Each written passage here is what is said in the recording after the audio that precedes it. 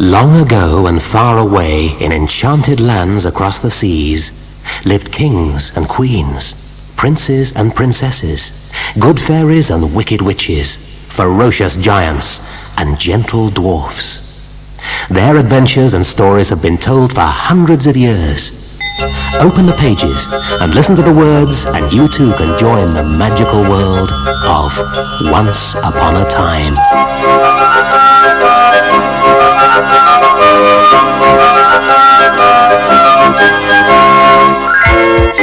The Little Mermaid.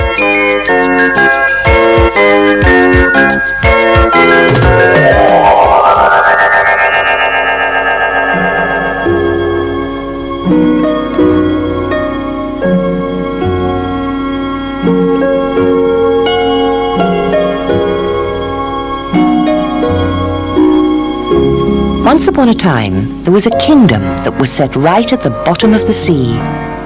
There was no bare layer of white sand here. In this kingdom, you couldn't even see the seabed, for it was covered with plants in incredible shapes and rocks in all colors. In the deepest part of this spectacular kingdom was set the palace of the Mer King. The Mer King had been a widower for many years, so his mother kept the palace spick and span for him. Nobody could fault her for the care she took of her grandchildren, the little princesses.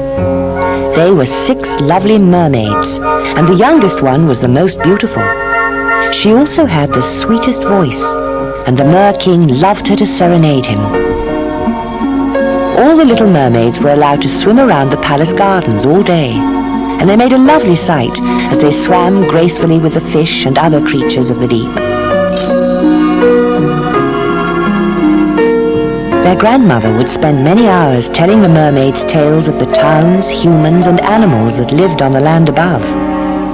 The youngest mermaid loved her grandmother's tales, but she always thought that they were far too fantastic to be true.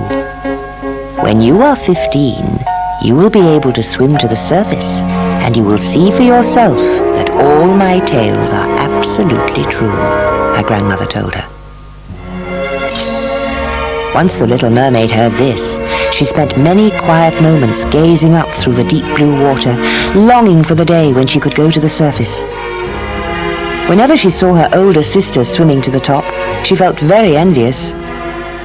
Oh, how I wish I was 15, she would sigh impatiently. At last, her 15th birthday came, and everyone in the Sea Kingdom celebrated by giving her a spectacular party. Farewell! Farewell! Farewell! Her sisters cried as they watched her rise up through the water.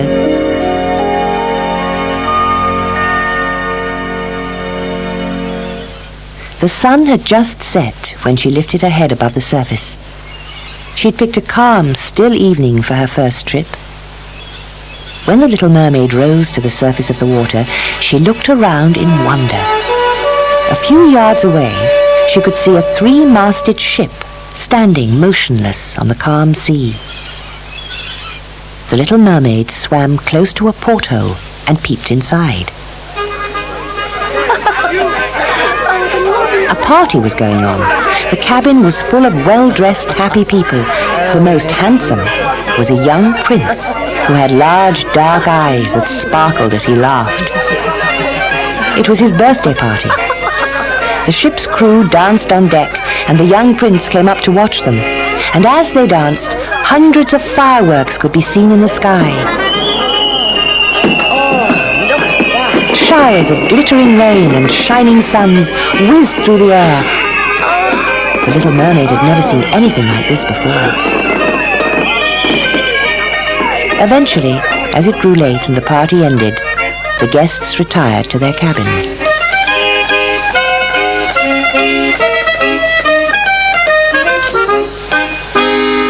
The little mermaid was about to return to the kingdom of the Mer King when she noticed huge waves gathering around the ship. A storm was brewing up, a huge black storm.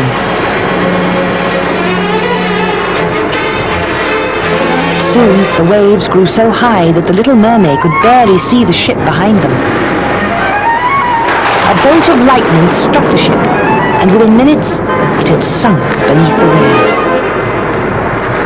At first the little mermaid was delighted. "Now he will come down to me," she said. But then she remembered that men cannot live in the sea, and she realized that the prince would be dead before he got to her father's palace. "The prince must not die," she thought. So she dived straight into the wreckage to look for him. After searching for some time, she found him struggling to get away from the wreck. The little mermaid held his head above water and let the waves carry them along. On and on she swam with him, until at last, when dawn was breaking, they came to an island.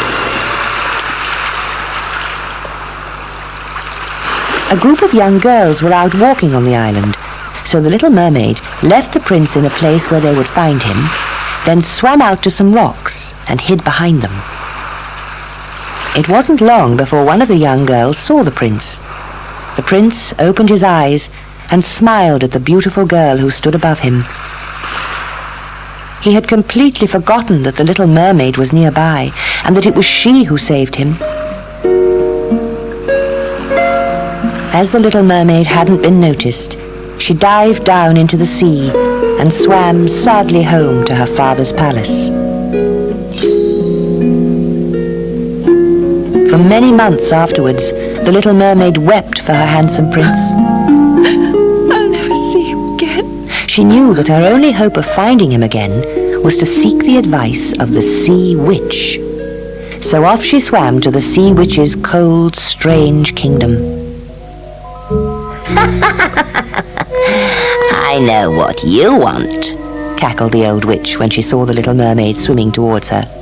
"You want to get rid of your fish tail and have 2 legs so that the prince will fall in love with you. All right, I will mix you a potion to help you lose your fish tail, but you must drink it tomorrow before sunrise." The little mermaid was excited at the thought of having a pair of legs, because she knew that if she could make the prince fall in love with her, she would gain an immortal soul and would never die. The sea witch was just about to hand over the potion when she made one request. "I always want payment for my work," she said. "So, in return for your pretty legs, you must give me your beautiful voice." "So be it," said the little mermaid, as she knew she had no choice in the matter. "You foolish girl." Then the sea witch uttered some magic words, and a few moments later, the little mermaid found herself sitting at the bottom of the marble steps of the prince's castle.